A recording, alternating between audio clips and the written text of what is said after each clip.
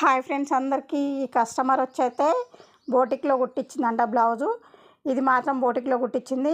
ఇంకా దీంట్లో కొన్ని మిస్టేక్లు ఉన్నాయి, నేను చూపిస్తాను చూడండి. ఇంతకుముందు కూడా చెప్పిన బోటిక్లో కుట్టించిన బ్లౌజులు తెచ్చి కూడా మన దగ్గర సైజ్ చేయించుకున్న బ్లౌజులు ఉన్నాయి అని చెప్పిన. ఇప్పుడైతే మీకు చూపిస్తున్నాను నేను ఈ బ్లౌజ్ ఒక్కటైతే. చూడండి, వెనక భాగానికి ముందు భాగానికి ఎంత గ్యాప్ ఉంది తెలుసా? అసలు ఒక ఇంచు బాగా అయితే తేడా ఉంది. చూడండి, బార్డర్ కూడా అవుపిస్తుంది మీకు. అది వెనక భాగం, ఇటు సైడ్ ఉందేమో ముందు భాగానికి, వెనక భాగానికి ఎంత గ్యాప్ ఉంది చూసిరా. అంత గ్యాప్ ఉంటే సంఖ అయితే కరెక్ట్ ఎక్కదు, బ్లౌజ్ కరెక్ట్ సెట్ కాదు.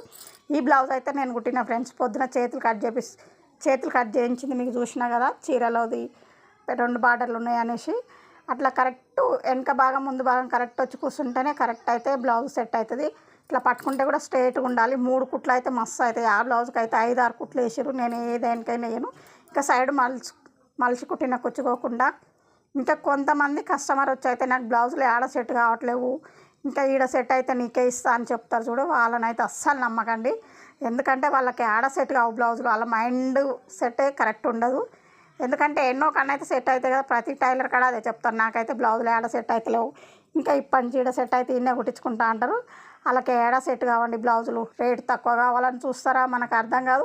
నిజంగా అలా బాడీ ఏమన్నా తేడా ఉంటుందో అర్థం కాదు. కానీ కొంతమందికి అస్సలు బ్లౌజులు సెట్ కావు, ఇంకా అలా మాట్లాడతారు. ఇంకా పైగా ఇది ఇట్లుంది అది అట్లుంది అని అయితే అంటారు. ఇప్పుడు 700-800 500-600 పెట్టి బోటిక్లో కుట్టించుకున్నాయి కూడా చూసిరు కదా. తేడానైతే చూసుకోండి ఫ్రెండ్స్. మరి బాయ్.